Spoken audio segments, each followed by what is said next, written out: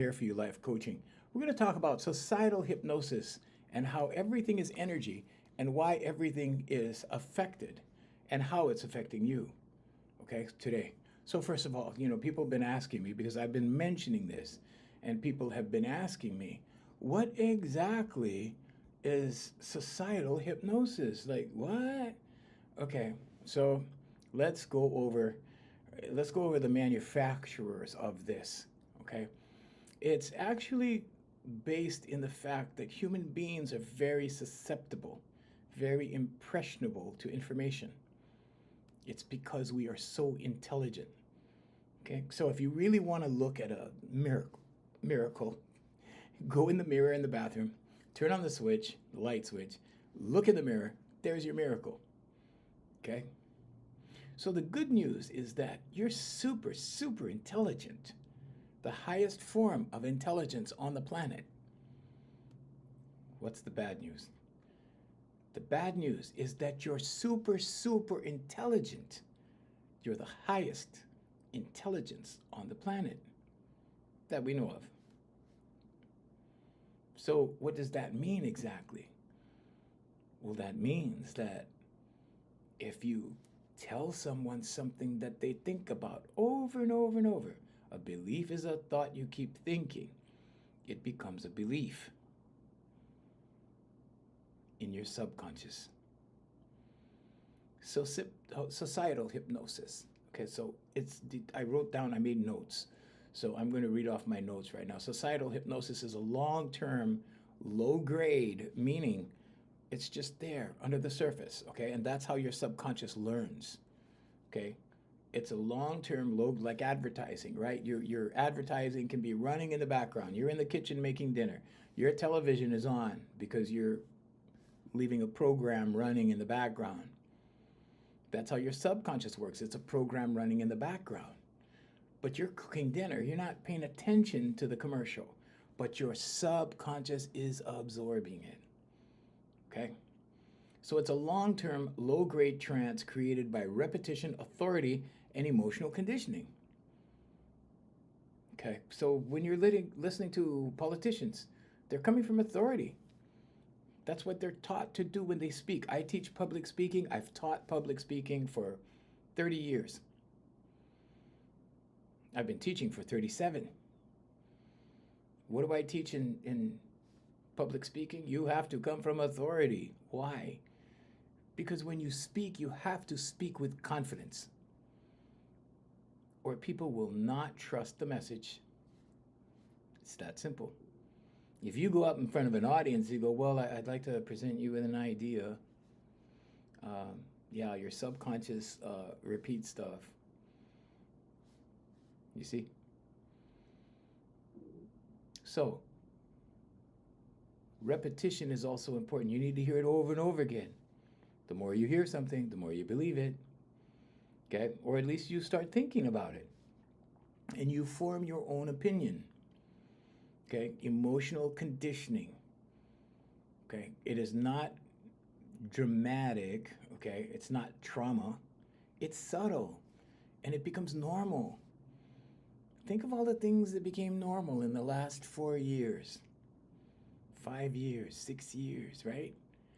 A lot of things that a lot of people did not consider normal became normal in the world. And now what's going on? Well, now people are pushing back. And now they're going, no, this is not normal. No, we don't like this. And they're pushing it back now. Will it come back? I suppose. Everything goes like this in politics. Everything goes like this in society. It goes forward a little bit, oop, then they pull it back a little bit, then it goes forward a little bit, oop, pull it back a little bit. But what's the eventuality? The eventuality is it keeps moving forward. It gets curtailed, and then it moves forward again. Then it gets curtailed, moves forward again. Societal hypnosis.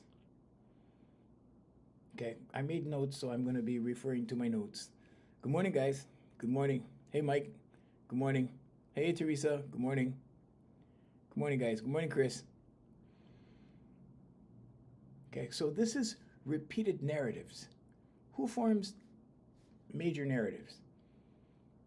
mainstream news, which is one of the reasons on Facebook I post mainstream news so people can see the hypnosis, so they can see the alignment that happens with mainstream media.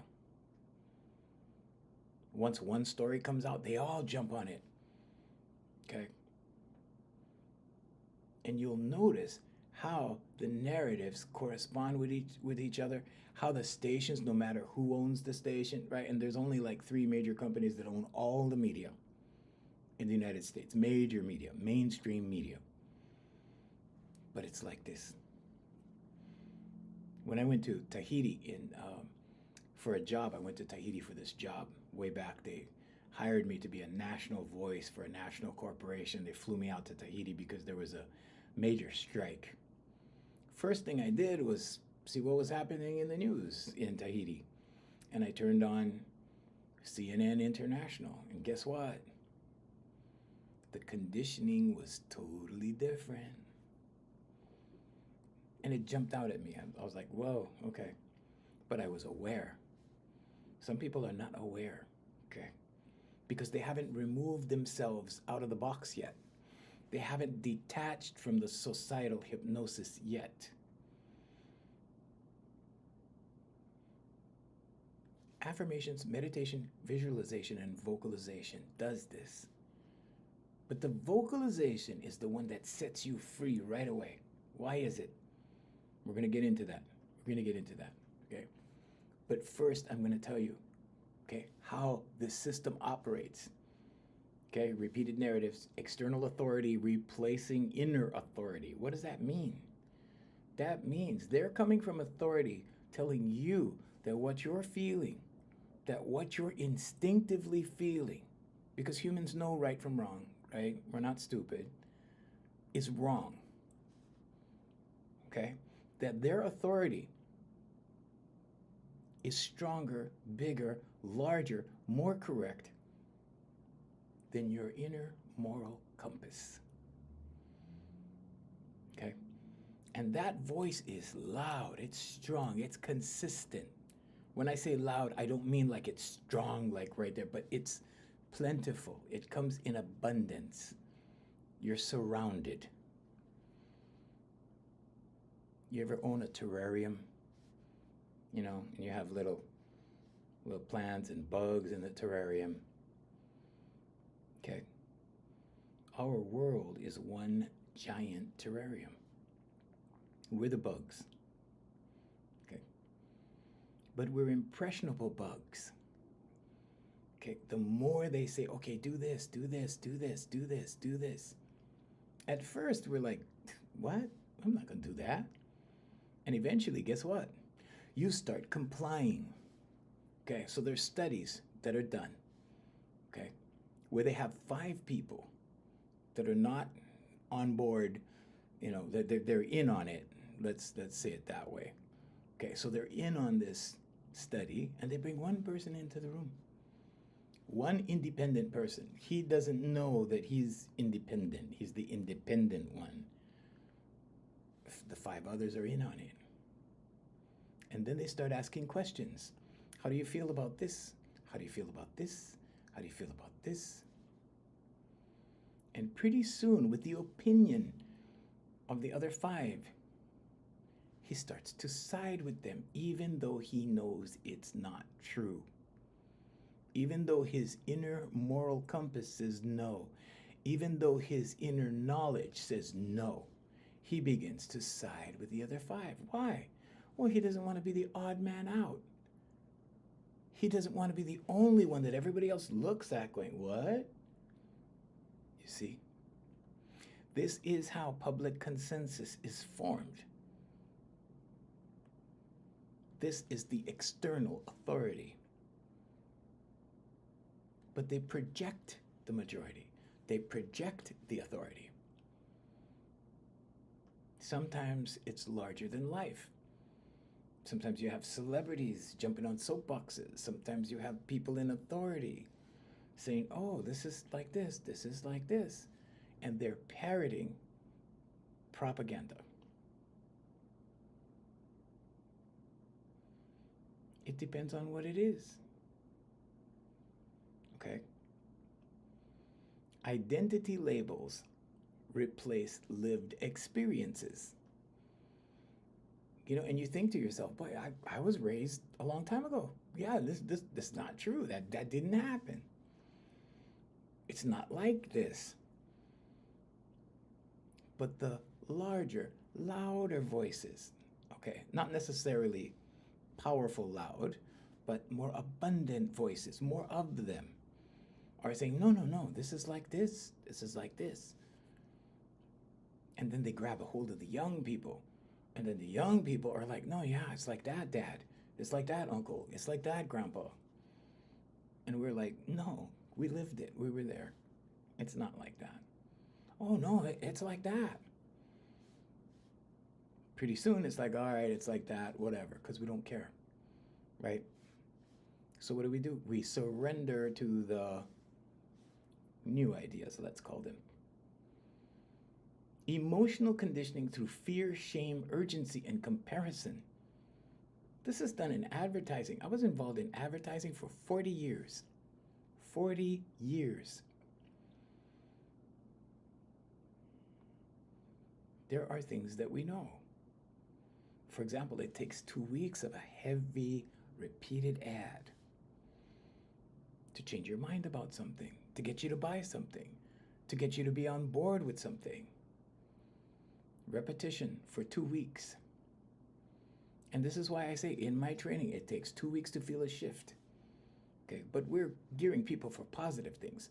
We're gearing people to take their life back, to break free of the societal hypnosis.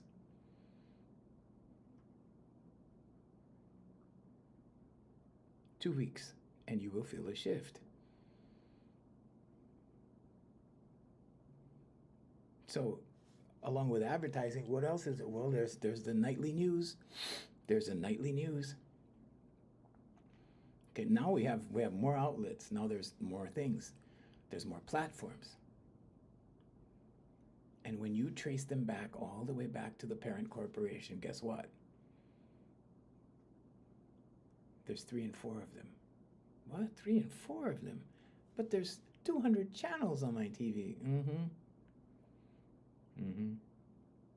Well, if you don't like this channel, I'm going to go over here. I don't like these guys. I don't like this news. This news is not good. These guys don't know what they're talking about. Then you go over here to this channel. I like this channel. They feed it to me differently. They're basically telling me the same story with a few little changes, but the hypnosis that binds you is the same. Identity labels that replace lived experience, right? Identity labels. What are you identifying as? Oh, I'm the doctor. Oh, I'm the lawyer. Oh, I love this brand of thing. I love that brand of thing. Whatever you pay attention to. So pay, right? Because why? Because your time is your life. When you pay attention, okay, you are spending your time being attentive to a thing or a person, okay, or a place. Then what happens? Well, then your life goes by, your time goes by. So you've spent time on this, whatever this is for you, because you are paying attention. You are literally paying, but you're paying with your life. So the question becomes, what are you paying attention to?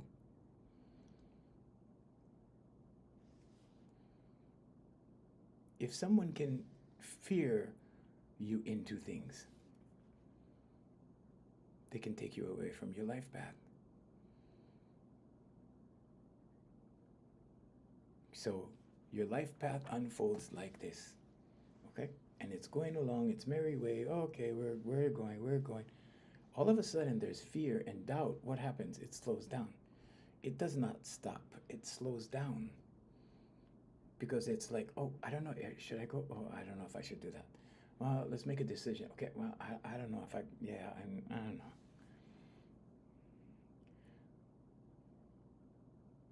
So confidence is the absence of fear. You were born confident. Confidence is the absence of fear. It's the absence of shame. It's the absence of guilt. It's the absence of worry. When you take away all of this, what are you left with? You're left with faith. You're left with trust. You cannot trust if you're filled with anxiety. You cannot trust if you are worried. You cannot trust if you are shameful. If you are experiencing any one of these negative emotions, you're rooted in fear. You can't trust that. In that state, you cannot trust. Why? Because all of this stuff is going on in here. That's what the vocalization does. It takes it away. We're going to talk about that in a second.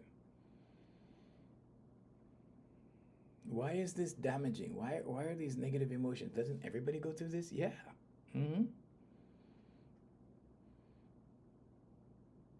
But first, the story is told. Then the triggers are done. The story is told. Oh, World War III. Oh, this big war. Rumors of war. It's in the Bible. It's prophecy. And then what? Well, these guys are building missiles. Oh, these guys are doing this. These guys are doing that.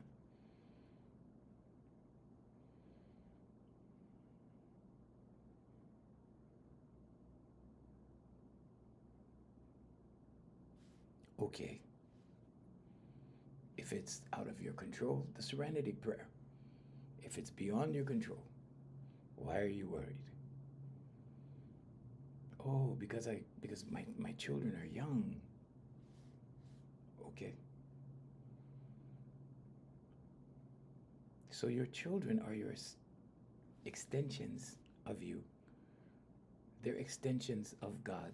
You are an extension of God, or the Creator, if you want to say it that way, or Source, or Universe, or Higher Self, or Jesus Christ, or Allah, however you believe. I'm not here to tell you how to believe. But that's the goodness. That's what you were born into. You were born into love energy. You were born into no anxiety, no fear. You ever see a baby angry? You ever see a baby fearing? Babies are happy until they get out in the world, in the real world. Good morning, guys. Good morning, William. Good morning, Hot Diggity. Tom, the truck driver. Good morning. Carol, good morning. So, with the absence of all this negative emotions, okay, negative feelings, the key word is feelings. How are you feeling? The Indian philosopher Shanako said, your feelings are your God. What did he mean by that? Well, if you are angry, you get angry circumstances. If you're happy, you get happy circumstances. If you walk into a Starbucks and you're cheerful, you start meeting people. People start talking to you. If you start laughing with everybody, they make jokes. They start engaging. Then what happens? Good morning to me. I saw you. Good morning. What starts happening? You make new friends. You attract people. The law of attraction is your subconscious. Yes, it is energy. Energy does have an attraction. Energy is intelligent. We talked about that last week. Energy is intelligent. But you need this physical interface to engage. Okay? So your energy can attract someone. Oh, I like his energy. I like her energy. Oh, yeah, her energy. Yeah, she's got good energy. Okay, so you like that. Your energy cannot jump in her body. But you can hold her hand. You see? So your physical body, there's a separation between the body and the spirit. And your physical body is your interface into the physical world. And in the physical world, there are laws and rules. There are universal laws. Now, the thing about societal hypnosis is habits are formed in the subconscious without your knowledge. Why? Well, because it's subconscious for a reason. It runs underneath everything. It's not your conscious mind. Your conscious mind is 5% of your life. Hey, Tumi. Thank you for sharing the live. So the majority of your day is spent in repetition. Because otherwise you'd have to learn to drive the car every day. You'd have to learn how to brush your teeth every day. You'd have to learn how to eat every day.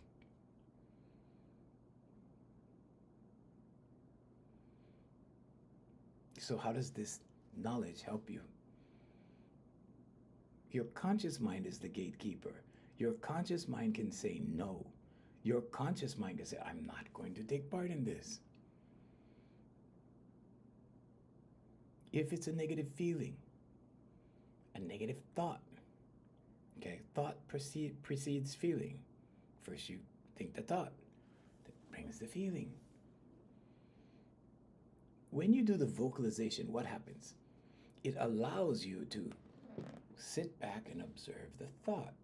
And the thought comes and it's like a cloud and you say, okay, I'm not going to touch it. There's the thought. Then the feeling comes. Okay, I'm not going to touch the emotion. I'm just going to let it pass. And you let it pass. Because why? Because now you're the observer. Now you're witnessing these things, but you're not a part of it. You can be in the world and not of the world. You can be observing the thought. You're observing your thought. You are not your thoughts. But thoughts become things. So these things that you observe become something if you empower it with energy. What am I talking about? You're not your body. You're not your name. You're that energy that lives in here. You're that spirit that lives in here. I work with spirits every day. Every day. Sometimes I take a break on Tuesdays. Almost every day. But this spirit in here that you have, okay, when you bring it out through your voice with strength, energy, frequency, vibration, and velocity are the elements. But when you do that, what does it do? It shatters the societal hypnosis. And for a little while, the human blinders come off like this. And then what happens? Well, then the schedule happens. The clock happens. The job happens. The errands happen. The babysitting happens. Picking up the kids at school happens. All of this happens. And then the blinders slowly go like this, and now you're back in the hypnosis. Look at all the people sitting at the red light like this, waiting for the light to change. They're not doing anything else. They're just doing this. They've been conditioned. They're in hypnosis. They're under hypnosis. Emotional conditioning. So how does fear play into this? Well, if you don't do this, this will happen. If you go by the road, you get hit by the car. If you touch the stove, you get burned. These things happen for the best of reasons when we're young, but they continue into adulthood. Why? Well, the experts know that it works. Who do you think designs commercials or commercial concepts, advertising concepts, marketing concepts? Do you think this is all by accident, or do you think there's a methodology to it? Do you think there's some psychology behind it? Of course there's psychology behind it. Human beings respond to shapes, colors, symbols, and words. Certain symbols bring a certain thing. Certain colors bring certain emotions. Certain words bring certain images.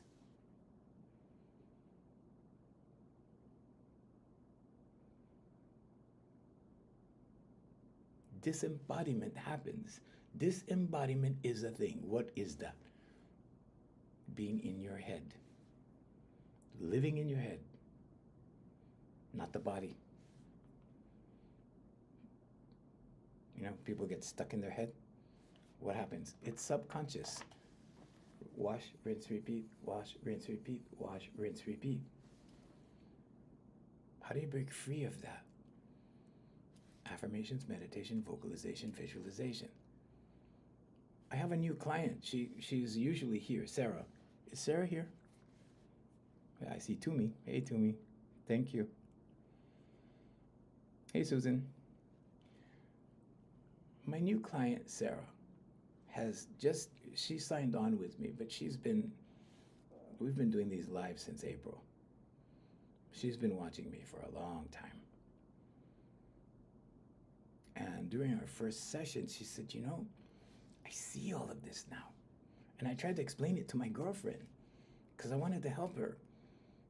But she thinks I'm crazy. And I'm like, yeah. Because the conditioning is deep. And if you think it only happens to people who are not so smart or not so intelligent, I have news for you. Education is very effective.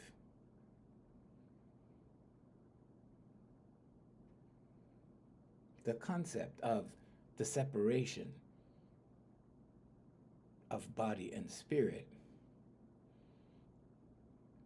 is not necessarily something that gets embraced by people who live in the left logic brain and not in the right, and have gone through schooling and education because they need to conform. They need to go, oh, okay, we're going to think this way. Oh, okay, we're going to look at this way. Oh, this doesn't make sense because this is not rooted in logic. And then, of course, you have the ego, which you need to surrender, which actually lives in the left hemisphere of the brain as well. So now, it isn't logical to move over to the right, right? Jesus sits at the right hand of the Father for a reason. You cast your net to the right for a reason. The journey of Moses, the parting of the Red Sea, is the separation of the left and right hemispheres of the brain. The journey of Moses signifies the migration to the right, because God lives on the right. The temple is here. Consequently, the prison is also here. How do you set yourself free? So I was telling one of my clients this morning who is having a difficult time because the things he sees out here, okay, the universal law of correspondence tells us that the things that are right here in our immediate vicinity, in our car, okay, the kinds of things you have, the kinds of things you do, the kinds of friends you have, the kind of living situation you have, the kind of, all of these things come from in here. And it corresponds with how you feel in here. Okay, if you feel scattered in here, your desk is gonna be a mess. If you're organized in here, your desk will be organized. So you can tell a lot about a person by observing their immediate surroundings. Because it's a reflection of in here, as above, so below, as within, so without.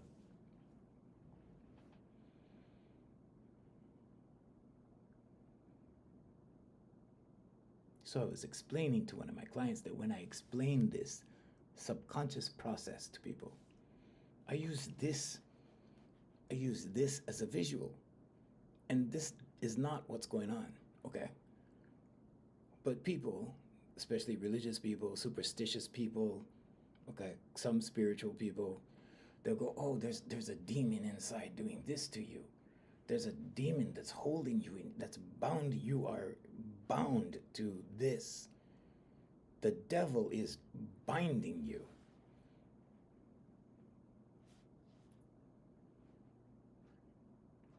It's your subconscious.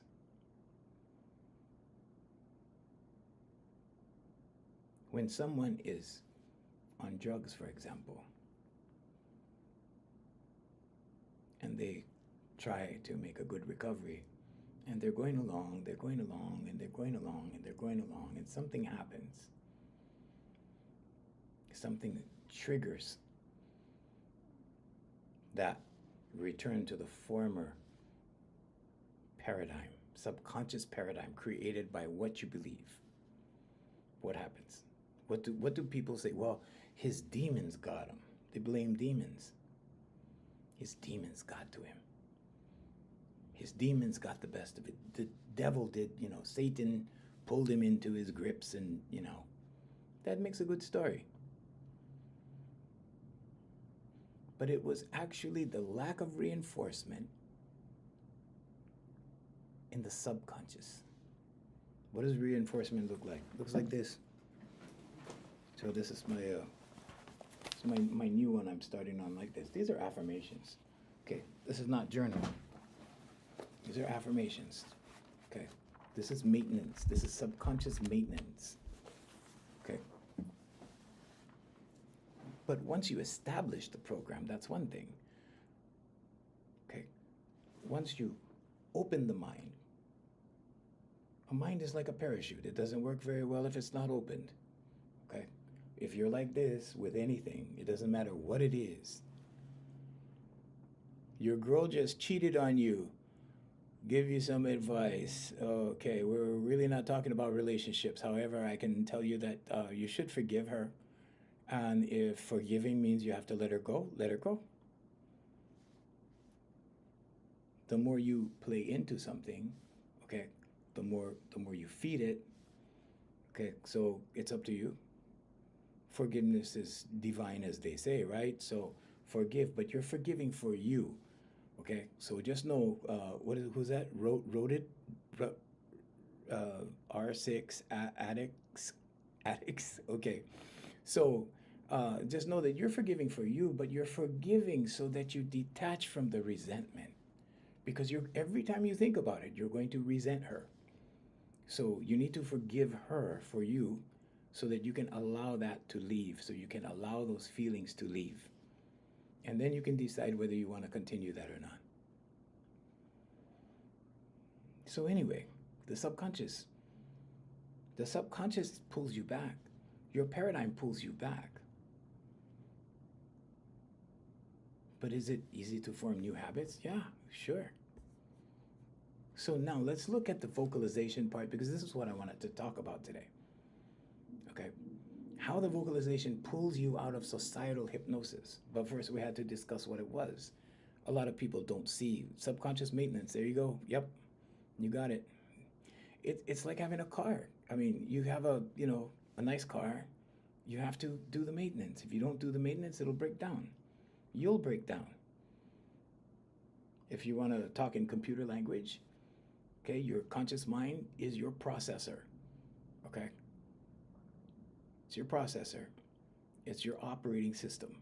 Subconscious is your hard drive where the programs are stored, and the superconscious is the network that we're all plugged into.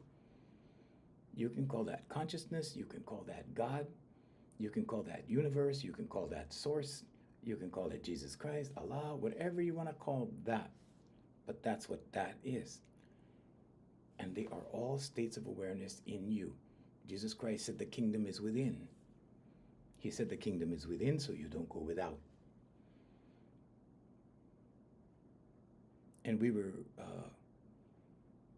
you keep working on the mind to strengthen your mind. Exactly. It's like a muscle.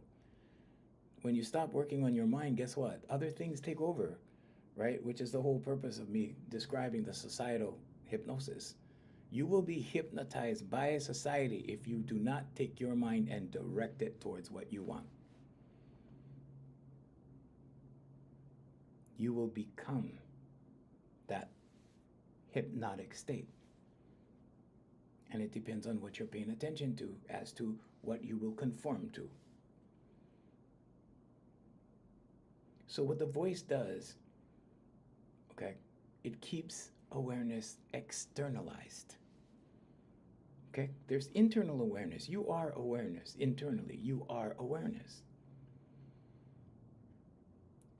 But your awareness gets directed towards the physical world because your body is the interface into the physical world. Therefore, you identify with the title, you identify with the position, you identify with the degree, you identify with the, I'm daddy, I am uncle, I am grandpa, I am whatever.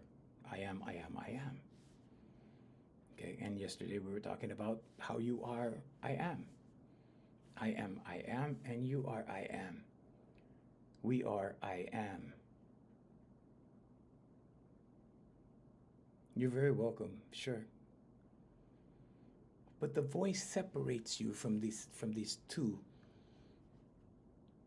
okay? From the separation of these two, the voice begins to separate you from the hypnosis that is projected onto you.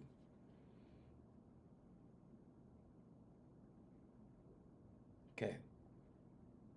It keeps out here, and it does not allow out here to become internalized in here, in your subconscious. This is not voodoo, this is not witchcraft, this is your subconscious. You were designed intelligently in this way.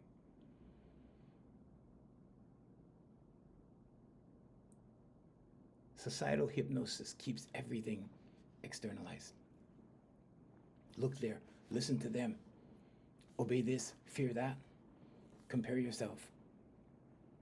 I'm not as good as him. Oh, he's better than me. Oh, he's a doctor. Oh, he's better. Oh, he makes more money. He's higher than me. He's more important than me.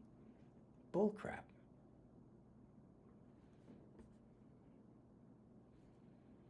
The human voice reverses this vector. It keeps the internal internal. It keeps the external external. And it separates it. How does it do that? It's a self-originated signal. It's not generated out here in the physical world. The advertising comes to you from out here. The television comes to you from out here. Social media comes from out here. Okay? It's brought in like this, but it comes from out here. And then you go in here. And we talked about how this becomes reality in your life through your reticular activating system in your brainstem. How does that happen? Well, you're looking at sports cars in here. And you go, wow, you see a sports car you really like. Whoa, yeah, okay. What happens to the algorithm? It starts feeding you the sports car you're looking at, right? Because that's what it does. Okay, I'll give you an example, Libo. Thank you. What does it do? It starts feeding you those sports cars. Maybe you're looking at a red BMW convertible, okay? Now, your reticular activating system in your brainstem, this is how intelligent you are, okay? It goes, oh, you're looking at red BMW convertibles, okay. All right? Now, when you put this down and you go outside, it's going to filter out whatever you're not focused on. But since you're focused on red BMW convertibles, guess what? Oh, I just saw one drive by. That's not the algorithm, that's in real life. Oh, I saw another one over there. Hey, there's one parked in that parking lot over there that I'm driving by. You see? And now, what have you done? Well, you've taken something online and you've brought it into the regular world. Your therapist won't tell you this. Why?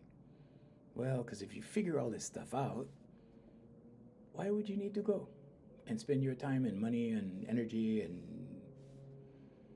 Okay. I'm not speaking against the medical community. I'm saying that you can help yourself before it becomes a problem that you need the medical community. So when you use your voice consciously, okay, and I'll show you the exercise, awareness moves from external input to internal source. This is your spirit. Your voice is an expression of your spirit. Your voice with emotion going into your subconscious, because your subconscious is always listening. Thank you, thank you. No, but you're close. You're close. You're close. You have to make the inside the outside, not the outside the inside. You're close. You're half correct. P Diddy music, is that who you are, or it's P Titty? Okay, whatever. Yeah, but you're close. You're half correct. The kingdom is within. Okay, and to make the kingdom within without, all you have to do, time and attention, the real money of the universe. Attention, focus. Change attention to focus.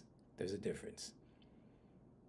You want to focus, not just attention is just looking at something. You want to focus and concentrate and make that the goal. The kingdom is the whole, not outside. The kingdom is within. Jesus Christ said the kingdom is within. The kingdom is not out here. The kingdom is in here. You create better circumstances out here. But there's other peoples out here as well, okay? So we have to take into consideration everyone. Not everyone recognizes the kingdom. Not everyone works from the kingdom. Not everyone acknowledges the kingdom. Okay, so the voice, when you use your voice consciously, awareness moves from external to internal. What does that mean? Well, there's a hormonal response that happens in the brain. It triggers oxytocin and endorphins. This is not woo-woo. This is not church. This is not religion. This is not superstition. This is science. This is biology. This is how you were created. Serotonin levels rise. GABA levels rise. What happens then? The brain begins to calm. What happens then? Well, no anxiety. Okay? Fear levels drop drastically. What else? No fear, guilt, shame, anxiety, overthinking, stress, all of that goes away temporarily. So how long does this take to get over all of this? So we don't make any medical claims at all. We don't make any medical claims. When we say someone is healed, what we mean is previously they had all this stuff going on in their head, and now they're confident. Now it's clear. Now they have clarity. Now they're moving forward with all their goals. They're achieving everything. People are coming into play, right? The right people, the right time, the right timing. Everything is manifesting, if you will, but we can call it goal accumulation or goal accomplishing or, like that. Average is a mean word. Average is a mean word. Okay, well, the average is, it's a quantification. If they say the kingdom is the ocean, the fish precede you. If they say, nice story. Okay, I'm talking about the human being. We're not talking about fish in the ocean. Fish in the ocean have their own kingdom. Anyway, so when this happens with the voice, what happens? You start to calm in here. But that's not enough. Why? Well, the world happens. More propaganda happens. Or let's say it another way. It doesn't have to be propaganda. It's influence. However you see it. Advertising, social media, television, whatever you look at. A belief is a thought you keep thinking. If you keep thinking about the koala bear, you'll have an opinion about it. You may want to embark on saving the koala or building a habitat for the koala. I'm just saying, it's whatever you place your attention on grows. The voice collapses false precepts, okay? Because it grounds your perception. The being is key. Yes, it is. It is key.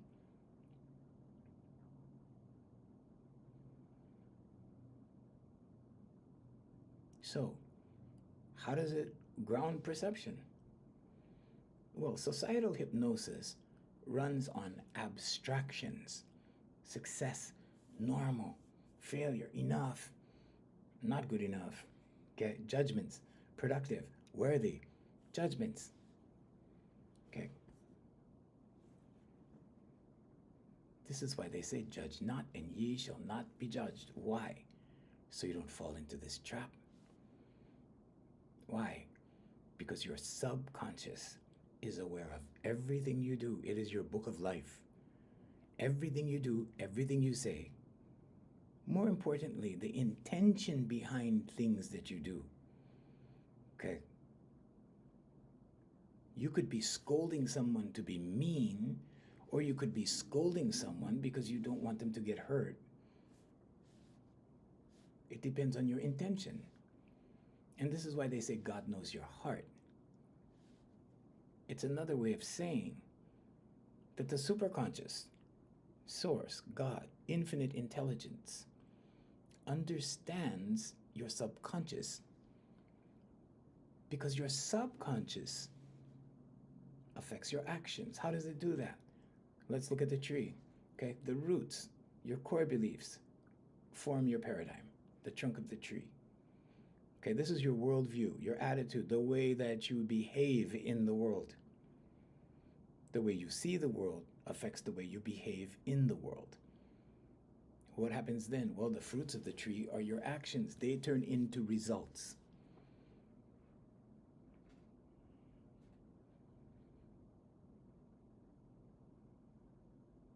So automatically, you can get better results by changing your beliefs.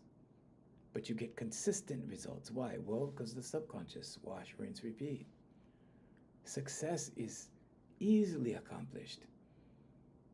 Yes, you have to put in hours. Yes, you have to do the requirements. Yes, you have to do, but you work in flow state. You work in appreciation and in gratitude, instead of, oh, I gotta do this. I gotta get through this. I gotta struggle through this. I gotta get through the day. No, no, no.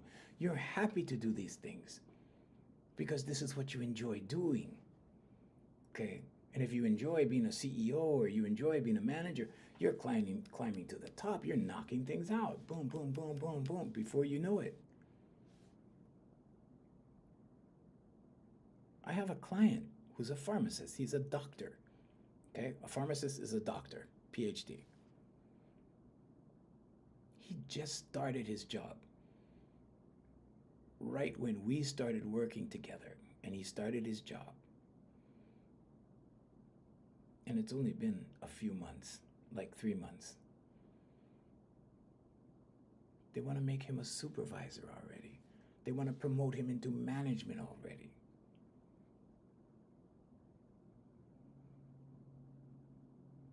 So when the internal starts changing, when the internal becomes settled, when you're not overthinking anymore, when you're not worried anymore, when you're not overly concerned about things, does that mean you just abandon everything? No, of course not. It means you don't worry. Yesterday, we discussed the 2 ways of being wealthy.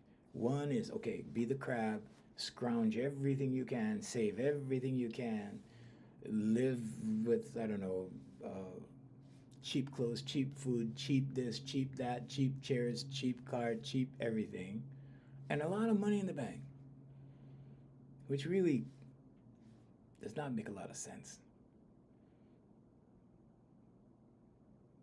However, that's one way. And those people have money and they can pay for what, and they can leave money to their children. So those are the benefits. What's the other way? The other way is when you acknowledge the kingdom within. When you acknowledge that this energy is an extension of infinite intelligence, of God, of Jesus Christ, of Allah, whoever you believe, whatever you believe. I say superconscious because people believe differently. But when you do that, then you know you're good. You don't believe you're good. It's not something to believe in. It's something that you know. How do you know? Affirmations, meditation, vocalization, visualization. The vocalization will pull you out of the hypnosis. The meditation will give you the knowing. Because when you close your distractors, okay, part of what brings in the false information anyway, or the false perceptions, or the illusions, Gautama Buddha said the man that goes through life realizing it's an illusion escapes suffering. He was talking about mental suffering, perceptive suffering, suffering through your perceptions of things, your judgments of the things. Then what? Then there's no suffering because there's no judgment. Because then there's true understanding. You are standing under the fact that you are an extension of the divine. There's no belief involved. There is just knowing. And when you know, what happens? Your goodness just comes. Why is that? Well, because you don't have the anxiety, you don't have the stress, you don't have the overthinking, you don't even put yourself in those situations. Why is that? Because you know you're good. Because you know God at that point. I know so many people that believe in God, right? Believe, oh yeah, go to church. They give a lot of money to the church. A lot of money to the church. Don't get me started on 501c3 nonprofits. Nonprofit profits. Don't get me started on those guys. But they give a lot of money to the church. They go to the church faithfully. They're exercising faith. And they don't believe in themselves. They have no belief in themselves. They're just spitting out scriptures that they memorized. Memorization. That's also subconscious. But if you have no faith in yourself, if you don't believe in yourself, if you don't believe that you have the capability to accomplish whatever, if you don't know that you are an extension, or if you have been led to believe that you are less than, then it doesn't matter how much you pray. It doesn't matter how many Sundays you go to church. Nothing has changed in your subconscious. And people wonder, why are my prayers not answered? And some prayers are answered because some prayers are in alignment with what they believe in their subconscious, and some are not. So someone can have a very loving family, maybe because they believe in family, right? But no money. Why? Well, because they don't believe in money, or they don't believe that they're worthy of money, or some kind of money hang up or whatever. But that's just an example. Okay, so it's not like everything's going to go wrong in their lives. And it's not like everything is a problem all of the time. Human beings are like windshield wipers, like this: good, bad, hopefully good, bad, good, like that. But this is subconscious. If you don't work on these things, if you don't take time to sit in the kingdom with your distractors closed, to feel the expansiveness of all that is, to feel God in God's true essence, in the kingdom within, then you're going to go without. It's a metaphor, but it's also the truth. And when you see the truth will set you free. But if you don't exercise the truth that you see, affirmations, meditation, vocalization, visualization, guess what happens? Your physical interface, your body, that is anchored into the physical world, will succumb to the physical laws and the physical properties and the physical regulations and the physical clock and the physical calendar. And you know who the God of the physical world is. That's the opposition. That's the opposer. That's the Hasatan. That's Father Time. Because this goes. This does not last forever. These go. This is eternal. You are eternal in here. This energy is eternal. It cannot be extinguished. But there is a separation between the body and the spirit, and eventually the physical world wins. Why does it win? Well, because your body becomes absorbed into the physical world. It came from the physical world. It goes back. You build it up, right? Where does the food come from? The physical world. Where do you go back to? Physical world. You come from the soil. You go back to the soil. This is your gift. This is your blessing. This is your time. So when you pay attention to something, when you spend part of your existence, part of your life, paying attention to something, working on something, dedicating your time to something, dedicating your life to something, dedicating your life to your children, to your family, to your neighborhood, to your community, to your country, to yourself, to the people you love. Hopefully, it's to the things you love and people you love. Guess what happens? You cannot stop the blessings. They keep coming. Why? Because now you have migrated to the right. Because Jesus sits at the right hand of the Father. Because you cast your net to the right side. Because Moses journeyed from the left to the right to the promised land of milk and honey. Where is that? On the right, where Jesus sits. And you can be on the right in this world, trusting that the right side is your sustenance, that the right side is your salvation, that the right side is going to take care of you. And then the physical world has no power. And your voice can break the anchor. It can break the societal hypnosis that anchors you into the physical reality that plays out in your subconscious day after day after day. You live one day like this, next day you wake up, same problems, live another day like this, another day, another day, another day. Pretty soon you run out of days, and pretty soon you're old, and pretty soon these don't work, and it's time to leave. Then the question becomes, what have I made of my life? What have I done? What have I enjoyed? Hopefully, like Gautama Buddha said, you begin to see the illusion, and then you escape the suffering. As Jesus Christ said, the kingdom is within. Gautama Buddha said it too. He said it in a different way. Krishna said it too. He said it in a different way. But the kingdom is within. So go within. Spend more time within. Be quiet. Okay? And understand that everything good will come. Sometimes you have to be patient. Okay? You have to be patient. But when you start in that walk on the right side, miracles begin to happen. Because you are the conduit to the miracle. You are the channel of the miracle.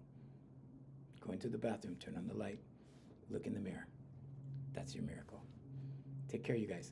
It's 8 o'clock. Jay is saying, okay, when you're young, you want to get old. As soon as you're old, you want to get young again. Lebo, thank you. Please write to me and I'll explain with your question. Yeah, please, write to me.